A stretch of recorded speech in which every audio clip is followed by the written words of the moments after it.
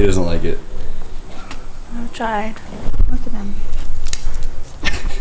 Alright guys, what's up? So yesterday was drift day. Drift to Lock City with Adam, Rudnick, all my friends. It was an amazing time. I don't know if this video is coming before or after. Most likely after, so hope you guys like the footage. But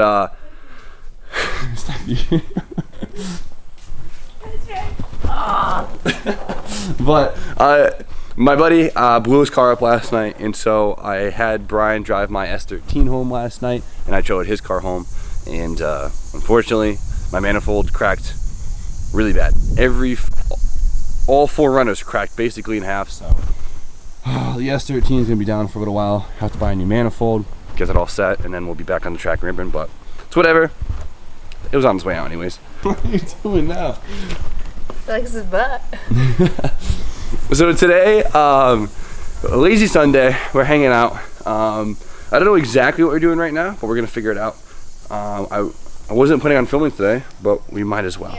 So, big news, I got the ECU for the Black Z, so I kind of want to get that all situated today. This is the Nismotronic ECU. I talked about it in my 2 videos ago. It's the ECU I'll be running in my Black Z, and it's basically like a modded stock ECU that basically allows it to act as a standalone. The big mission today is converting the Black Z to speed density.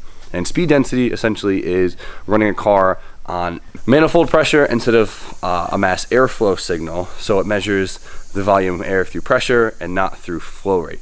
I like it because one, it's a little bit easier to tune. Two, it's a lot safer in terms of if you get a vacuum leak or anything, your car's not going to run like ass. The map sensor will adjust for it and stuff like that. So here it is. We have a GM 3-bar map sensor. So just a very, very commonly used map sensor. It's very reliable. It's very strong. It's good for, I'd say, probably 30, 50, 25 PSI. It works. Got the pigtail and everything. So we have to wire it into our breakout box. This basically allows us to add extra sensors to our ECU, which is awesome. So let's pull up the diagram and start cutting into the harness. Steph with some dope Miata mods today. What are you doing? Gonna prime a mirror. Wait, is this a passenger side? Yeah, we got both of them. You scared the shit out of me. Because my driver one is the broken one. Steffi has broken mirrors, and I got her the new style Miata mirrors, like the newer NAs, I guess you'd call it. Why? What makes the difference? Remember how one's like a little stick and then one's like a thick bottom? Like you. I got it. Show them what that wrist do. You're doing great. We'll clean you up. It's gonna look so cool. Right, you did really good. That's nice, doesn't it? It does look really good. Keep going. Yeah. Make you work for it. Heck yeah. Guys, look how cracked this thing is. I hope you can see it. Yeah, look at it. It's cracked all around the bottom, and so is this one. I don't know if you can see that one, but the thing is completely toast.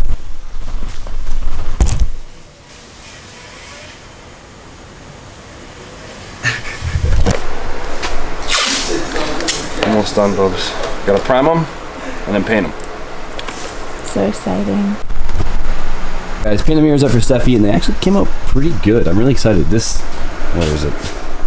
How did I put this stuff? Hey RJ, how you doing? Hi Jimmy. First time using this stuff. It's actually not bad at all. Oh, that smells. So, nice to see you, RJ. Nice to see you as well. What's the update?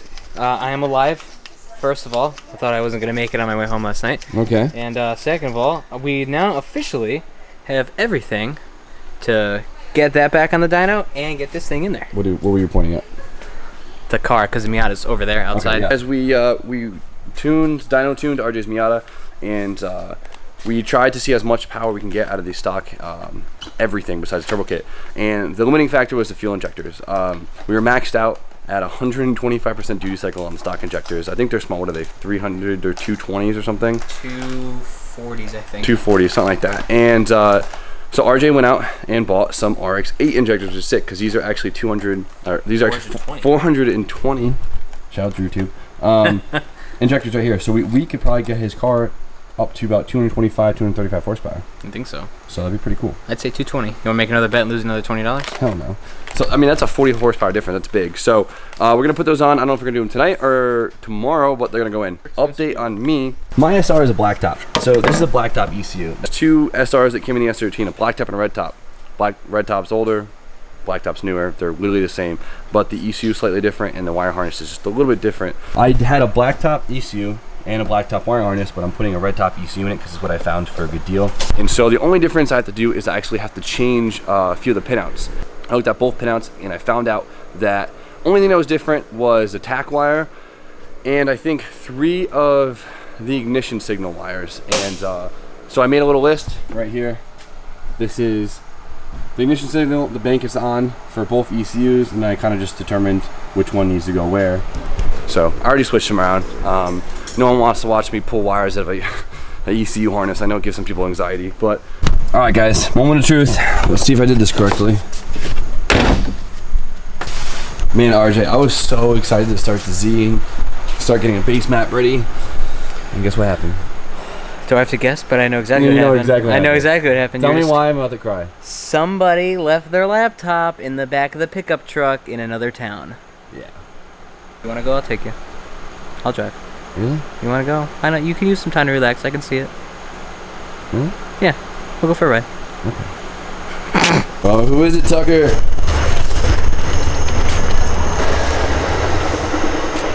Hey, Steffi. Hey, Jimmy. I have something for you. Thank you. You know you're the best, right? Yeah.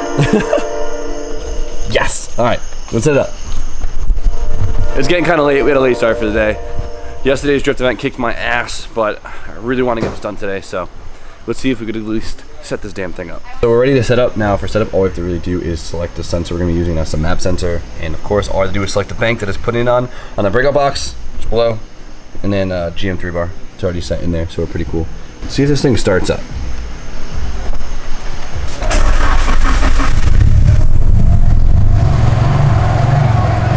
Awesome. So it actually idles pretty decent on the startup. Oh, okay. Well, it seems like I wanted to decently idle on the startup map, which is pretty cool. So let's start playing with it and see what happens. Guys, so the speed density map didn't want to work. I don't think my map sensor is actually working, so I have to double check on the wiring. But I uploaded like basically a stock map, and it idles fine, but it's breaking up around like 3,500 RPMs. And honestly, I have no idea why it's doing it. I checked all the limiters. It seems to. I changed the fuel, changed everything, and it seems like it has to be a limiter because it's so consistent. And I turned off basically every limiter that there possibly is. Still not operating correctly. So unfortunately, my AFR gauge decided to not work anymore. It's always been on the iffy side, but it's stuck. And I know the sensors like to go bad. It's a brand new sensor, and I know a lot of times if you don't ground these properly, if you don't ground the gauges really well, they don't work. And I regrounded it, doesn't work. So I'm gonna keep going back and forth with it and see if I could find a fix, and I'll let you guys know. But for now, we're kind of stuck with the rev limit at like 3,500 RPMs. So the rev limiter is officially off. I honestly didn't do anything. I wonder if it's controlled by the temperature, because now that it is warmer, I wonder if it is. I don't see that anywhere. So I stole Don's AFR gauge right here. So thanks, Don. But so it seems to be working. It just seems really laggy, which is like really throwing me off. So what I'm gonna do is I'm gonna actually take the signal wire from the gauge and actually run it straight to the Nismotronic like it's its own sensor. So the Nismotronic will actually pick up the oxygen sensor that the wideband uses and take in that data. So I'm gonna see if that data, or data, whatever you wanna call it, works, is coming to the computer faster than it's going to the damn gauge. So all it is one wire, one output wire. On the AEM, it's the white wire, and we're gonna go straight to the breakout box. So we have our input 2 on our breakout box, and we're using an AEM digital wideband. So enable that. Hopefully it reads correctly on here. We have our map sensor, which is in input now 1.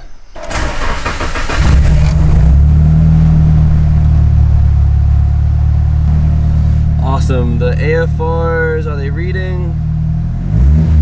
Nope, doing literally nothing. This little breakout box piece is really, really hot, which means something isn't right.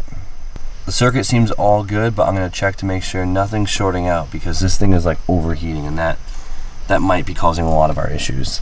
I pulled every wire, tried everything, and it comes to find out that it's the map sensor that's causing it. So I unplugged it, and it doesn't get hot anymore. I'm looking, and the colors in the map sensor are usually like standard colors for blue is usually signal, black is ground, red is usually 5 volt. But it is also marked with, if I can get it in the camera, CBA. What is it? CBA is the order. But if you pull up information on the GM3 bar, B is still a map signal, but the A and C is switched around. So technically, it's switched around. So I'm gonna switch those 2 wires and see if they're backwards and see if it still overheats, and hopefully that corrects our map signal. That'd be pretty cool. All switched around now. Fingers crossed that this fixes it.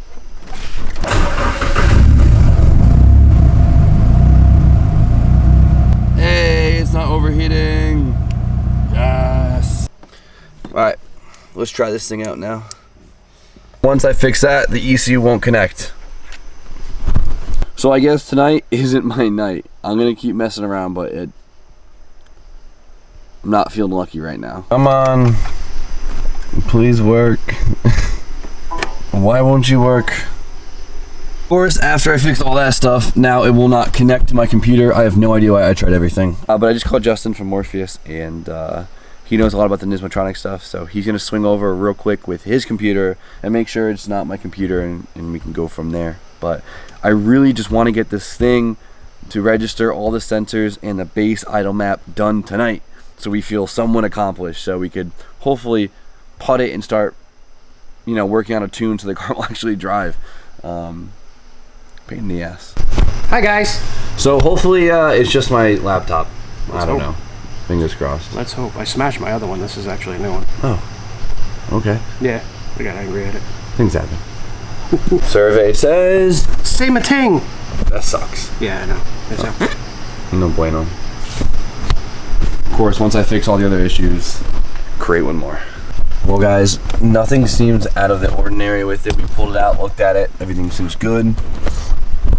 No matter what we could do, won't change it. So it's a micro USB, and that actually unplugs from the board. So I'm gonna get a new cord tomorrow and see if that fixes it. And if that doesn't fix it, then I'm gonna assume that I fried the board somehow, because that board getting super hot might have led to damage. The breakout box getting super hot might have led to damage on the actual board itself, which would really suck. So we'll find out. Been trying to make this work all night. It sucks that my wideband was being crappy, and then my map sensor was being a pain in the ass, and then now my ECU is being a pain in the ass, and it sucks. It sucks a lot. That's just how it goes sometimes. So tomorrow, my game plan is to call Nismotronic and see what the hell might be my issue and go from there. So the USB is recognizing that there's something there, and then the board also still sends a tune to the ECU because it still runs the same. So something between the USB connecting and it connecting to the board is not there, but the board looks fine. The board looks perfectly fine. We inspected it, but I feel like I got nothing done today, but it's okay. I hope you guys still liked today's video, trying to mess with the Black Z, and we got the mirrors painted for Steffi, so I guess that's a plus. So I think that's about it. It is way later than I wanted it to be, so you guys know the deal. Like, comment, subscribe, stay tuned for more content, and hopefully next time you see me, I'll figure this damn thing out.